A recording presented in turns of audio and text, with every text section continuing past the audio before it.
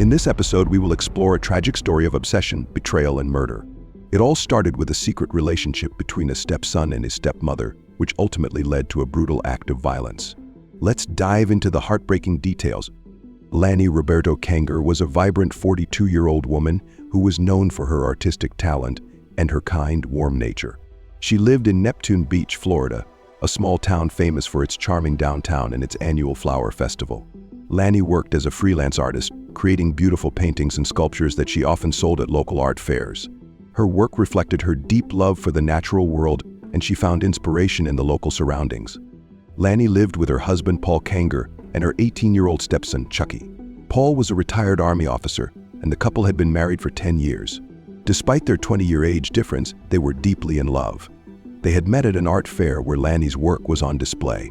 Paul was immediately captivated by her creativity and passion for life. Lanny, on the other hand, did her best to create a harmonious home, even though her relationship with Chucky was often strained. Chucky had lost his biological mother 10 years earlier, and Lanny worked hard to fill the gap left in his life, balancing her career and caring for him as if he were her own son. In her free time, Lanny enjoyed reading romantic novels and tending to her beautiful garden, which was full of vibrant flowers. She was also actively involved in the local community, volunteering at the Neptune Beach Public Library and participating in neighborhood events. Lanny's life seemed full of promise, and in the weeks leading up to her death, she was excited about a new artistic project. She planned to create a series of sculptures inspired by Florida's local flora and landscapes and showcase them at the upcoming flower festival. Lanny had also planned a family vacation, hoping to strengthen her bond with Chucky and improve their relationship. Tragically, Lanny's dreams would never come true. On the morning of April 12, 2022, the small town of Neptune Beach awoke to a beautiful sunny day. It was around 7:30 a.m.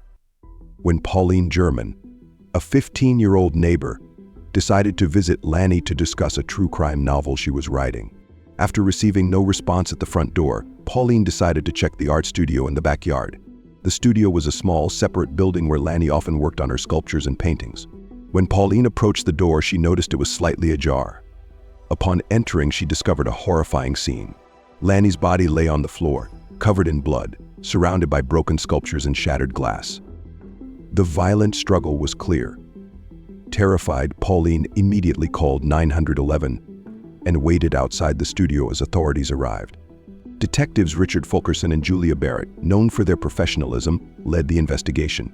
Upon entering the studio, they found the murder weapon, a heavy, blood-stained sculpture that had been used to strike Lanny multiple times. The scene was chaotic, suggesting a frenzied attack. Police collected evidence from the scene, including blood samples, hair, and a torn piece of fabric. They also found a broken piece of jewelry which appeared to belong to Lanny. As the investigation continued, neighbors watched with a mixture of fear and curiosity as the police conducted door-to-door interviews to gather more information. Local media also began reporting the case, adding a sense of urgency to the situation. Initially, Lanny's husband, Paul, was the prime suspect. Although he had an alibi, which was confirmed by hotel receipts and phone records showing he had been in Boston at the time of the murder, detectives thoroughly questioned him. Paul was devastated by the loss of his wife and the intense scrutiny he faced during the investigation. Just 3 days later, detectives discovered a hidden collection of letters among Lanny's art materials. These letters contained sexually explicit content and revealed a secret relationship between Lanny and someone else. This revelation shifted the course of the investigation. Upon analyzing phone records and text messages, detectives soon identified Chucky, Lanny's stepson, as a potential lover and suspect. Chucky was brought in for questioning, where he admitted to the relationship. According to Chucky, the relationship had become an obsession for him. He had hoped that if Paul were out of the picture, Lanny and he could be together. However, Lanny had tried to end the relationship, and Chucky became increasingly desperate. Although Chucky denied any involvement in the murder, his alibi was weak, and physical evidence began to point toward him. Investigators found Chucky's fingerprints on the bloodied sculpture, and DNA evidence confirmed his presence at the crime scene. Finally, Chucky confessed to killing Lanny in a fit of rage after she insisted on ending their relationship. Chucky was arrested on April 20th, 2022, and charged with second-degree murder. During the trial in November 2023, Chucky was found guilty and sentenced to 15 years in prison, without the possibility of parole. The verdict sparked mixed reactions in the community. Some believed the sentence was too lenient, while others felt that it gave Chucky an opportunity to receive help for his psychological issues. The case left a deep scar on Neptune Beach and served as a reminder of the dangers of obsession and emotional instability. Pauline German, the 15-year-old neighbor, was questioned by police due to her close relationship with the Kanger family. She had often visited Lanny to discuss her true crime novel, and she had a keen interest in the details of the family dynamics. Pauline explained how she had found the studio door ajar and discovered Lanny's body. Her statements aligned with the initial report, but detectives were intrigued by her detailed observations about the Kanger family's interactions. They searched Pauline's home but found no direct evidence linking her to the crime. Despite her cooperation with the authorities, Pauline remained a person of interest as the investigation continued. On April 20, 2022, forensic evidence directly linked Chucky to the murder. His fingerprints were found on the murder weapon, and DNA evidence confirmed his presence at the scene. Chucky's confession revealed that his obsession with Lanny had escalated when she ended their relationship. In a fit of rage, he confronted her in the studio, and their argument turned violent, resulting in Lanny's tragic death. After his arrest, Chucky was taken to jail without putting up any resistance. He seemed emotionally numb and alternated between feelings of anger and resignation. Paul, devastated by the loss of his wife and the betrayal by his son, was left to cope with the emotional aftermath of the tragedy. Throughout the trial, the defense argued that Chucky's emotional instability and the trauma from losing his biological mother had contributed to the crime.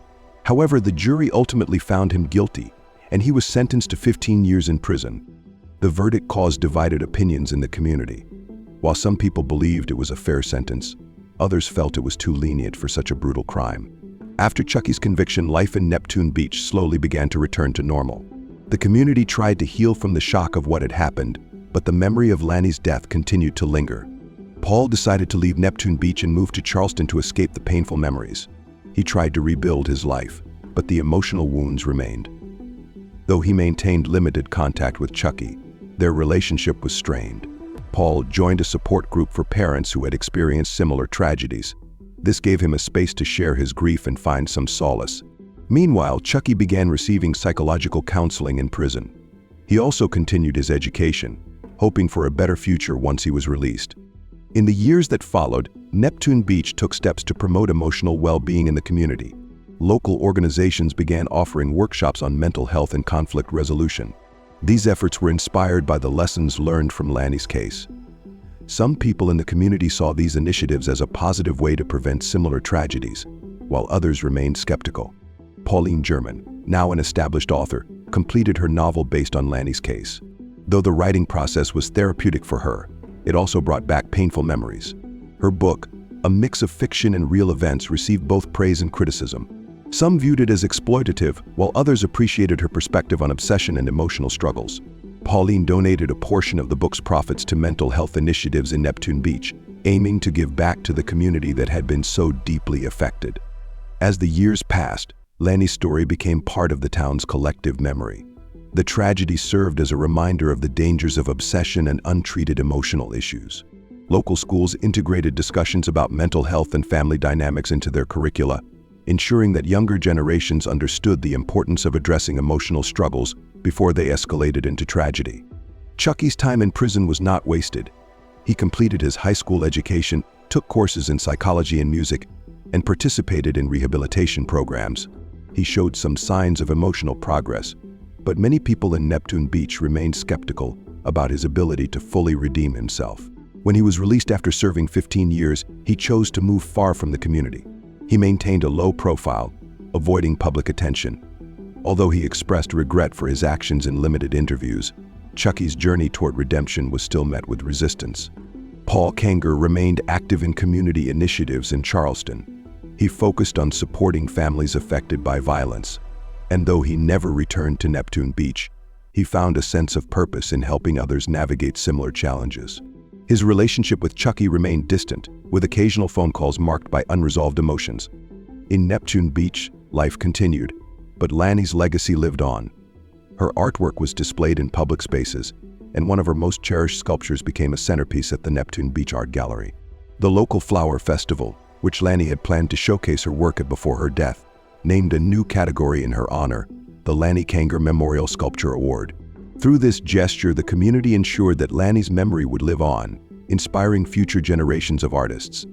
The tragic events surrounding Lanny's death became a turning point in the community's awareness of mental health, emotional struggles, and the dangers of unchecked obsession. Neptune Beach, while never forgetting the horror of what had happened, grew stronger as a community. The story of Lanny, Chucky, and Paul left an indelible mark on everyone who had been touched by it, and the lessons learned would continue to guide the community for years to come.